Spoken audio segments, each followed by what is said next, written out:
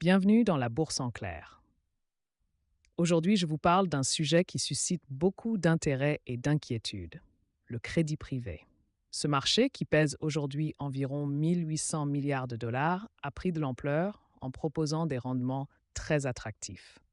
Mais derrière cette promesse de gains, des turbulences commencent à émerger. Quelles sont donc les implications pour les investisseurs? Le crédit privé, en soi, désigne un système où des fonds d'investissement prêtent directement à des entreprises non cotées. En échange de ce financement, les investisseurs peuvent espérer des rendements qui oscillent entre 8% et 12% par an. Voilà qui a attiré de nombreux fonds à la recherche d'un complément de rendement dans un environnement de taux d'intérêt historiquement bas. Cependant, cette dynamique repose sur une fragilité inhérente liée à des actifs illiquides et à la difficulté de connaître la santé financière réelle des emprunteurs. Ce qui est inquiétant, c'est que nous commençons à voir les effets de cette instabilité. Au cours des dernières semaines, certains grands noms, comme BlackRock et Blackstone, ont annoncé des restrictions sur les retraits de leurs fonds. Ces limitations sont révélatrices de la pression exercée sur le secteur. Quand les investisseurs se précipitent pour récupérer leur argent, il arrive que les fonds ne soient pas préparés à faire face à autant de demandes en même temps. Alors, pourquoi cette situation est-elle si préoccupante aujourd'hui? Trois facteurs majeurs sont en jeu.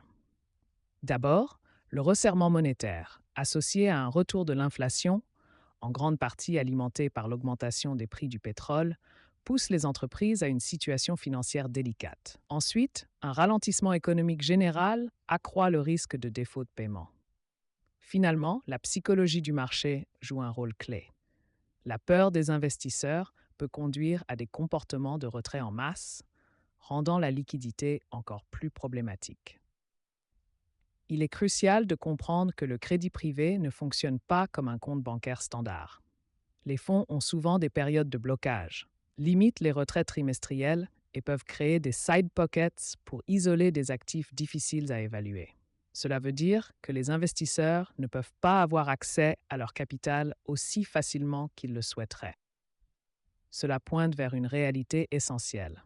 Le haut rendement n'est pas en soi suspect, mais il doit être compensé par une acceptation de l'illiquidité et du risque. La véritable alarme se déclenche quand des investisseurs traitent ces produits comme s'ils étaient liquides à tout moment. Quelle réflexion pratique tirer de tout cela? Deux points simples mais cruciaux.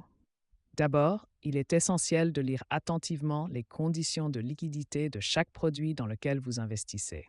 Ensuite, surveillez le taux de demande de retrait par rapport aux limites prévues et vérifiez combien de capital les gestionnaires ont investi dans leurs propres fonds. Ces éléments vous donneront un aperçu de la robustesse d'un fonds. En fin de compte, le crédit privé n'est pas un monstre caché. Il représente simplement un espace où les rendements élevés s'accompagnent d'exigences de patience.